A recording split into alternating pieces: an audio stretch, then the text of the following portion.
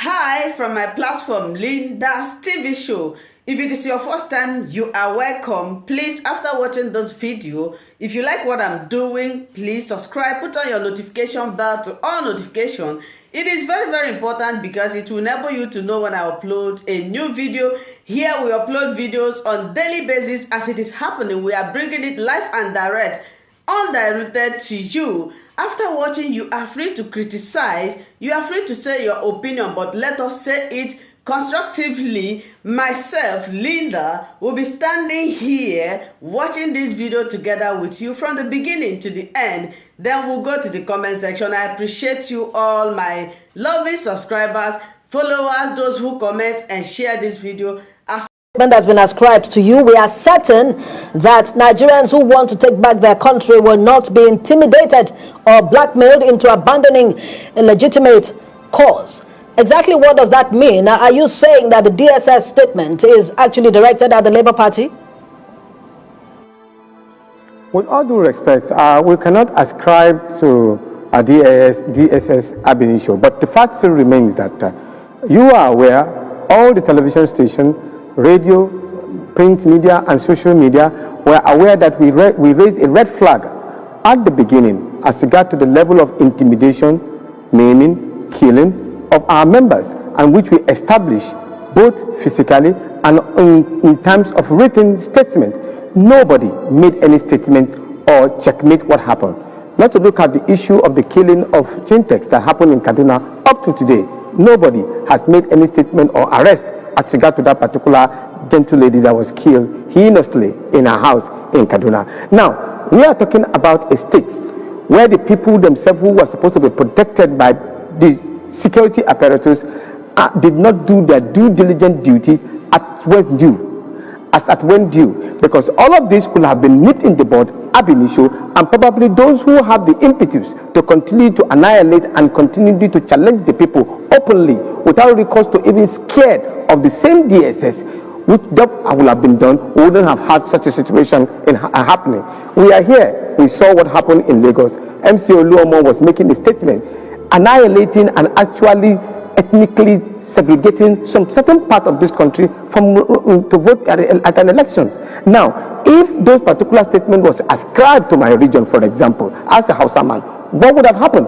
Probably somebody would have already arrested me of making that particular statement. But that person was not even asked a question. What it ended up being said was that maybe he was joking about it. But here we are. The people now have risen up without no input of our leaders in the first place, and said, look, this is our collective matrimony.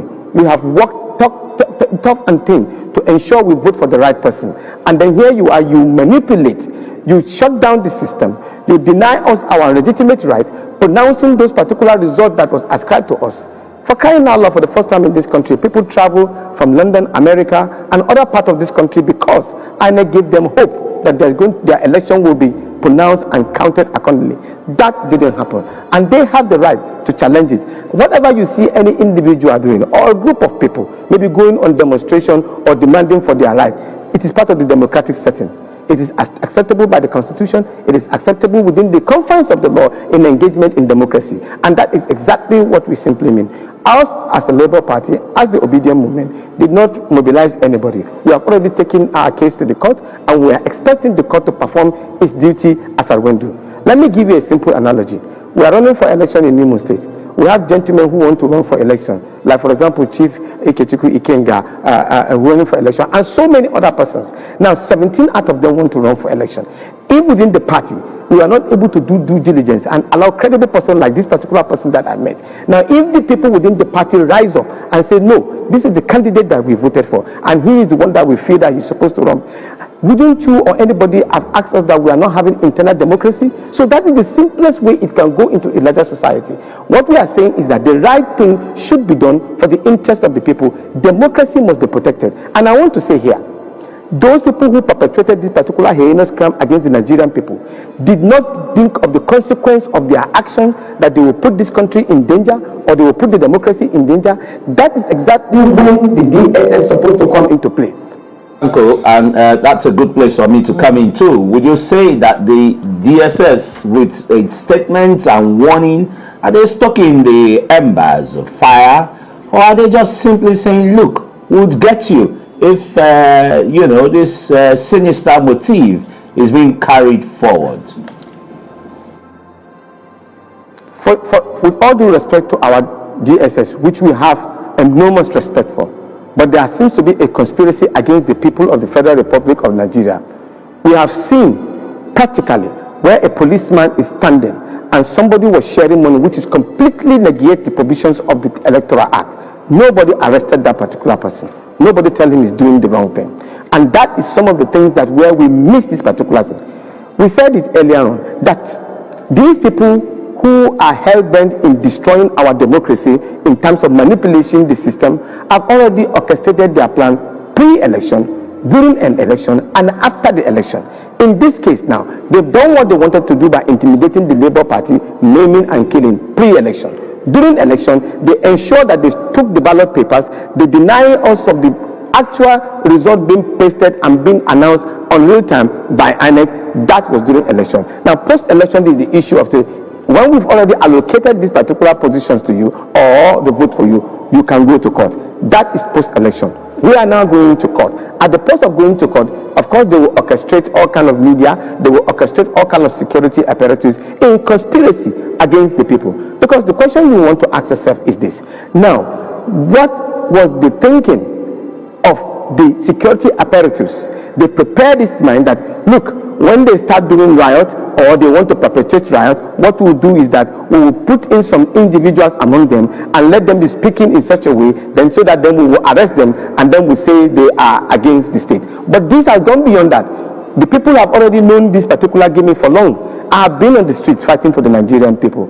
It has been some of the calling under the tutelage of late Ganifa Wahimi, Balaraba Musa. We fought for democracy and Otto Wanko. We knew how the security operative in this country works. When you are doing something in the advent of defending the interests of the people, they will plan people within you to cause harm problems with you, and then before you knew it now, they will get you arrested. That is why we are careful. We have gone to the court and we will remain with the court until when there is contradictory statement from the court. Right, and you've made a statement a number of times already that the DSS more or less was silent when Labour Party sympathizers were allegedly attacked, were not allowed to vote and all of that. Has the Labour Party as a party approached the courts to make a case against those who may have, carried out this violent attacks on your party members or sympathizers? And what has been the response so far? We made open appeal. We made written appeals and all of those on to the city security offices. An example is situation. Even at the polling unit, we have officers, security officers at each of the polling units. I will ask you the same question, even though you are on the other side of the aisle. Have you seen them making arrests of anybody who have done this particular heinous crime? Then if you have not seen anybody, then the question you want to ask yourself, what is the use of the security men at the polling unit? What are they supposed to do? That is their work, but they didn't do it. And a lot of money was already being apportioned to those particular security men to ensure that the sanctity of the vote is being protected. But that didn't happen. So what do you expect the people to do? They are expecting that the state will protect them based on the fact that they are taxpayers. But that didn't happen. And now here they are, they've come out now to ventilate their anger constitutionally within the ambience of the law. Now you are making names and then you are intimidating them and saying that if they are going to cause problem. They didn't say they are going to cause. Nobody said it's going to cause. You are only listening. They are making an agitation. This is our cry. We are expecting the state security or the all security officers who are supposed to be responsible to us as a people, not to them in government. The people first. All right, Tanko. Yes, indeed, the people first. And I thought that seems to be what the president-elect Bola Tinubu is trying to do when he waved the olive branch and say, hey, let the opposition, let those who contested with me and lost come and join hands with him in, forming a government. Are you going to, consider that a government of national unity, not an ING one, led by Bola Ahmed Tinubu? He who seeks for equity must come with clean hands.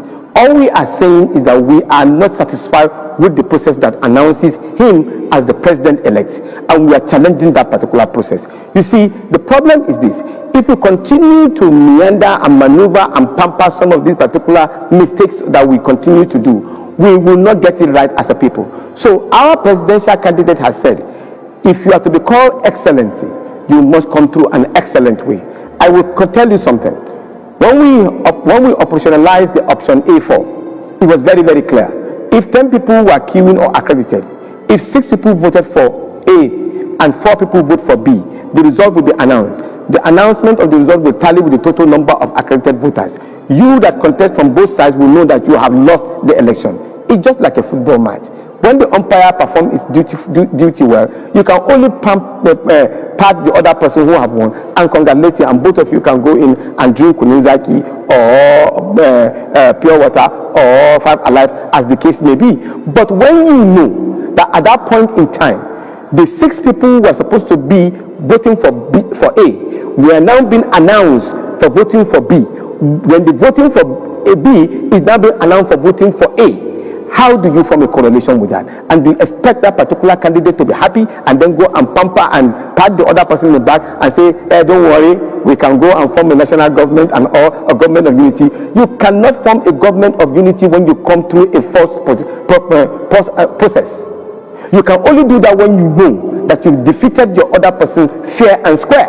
And what we are saying is that the moment we can do all of this, then we are on the right way to progress and Nigeria can move forward. All of our leaders enjoy going to Dubai, enjoy going to Saudi Arabia, enjoy going to America, enjoy going to UK. It's because the rule of law is allowed to travel and move forward to be established. That is why those countries are moving. Let's practice that in Nigeria. Absolutely, and that's a good place to leave it. Thank you very much, Tanko Yunus.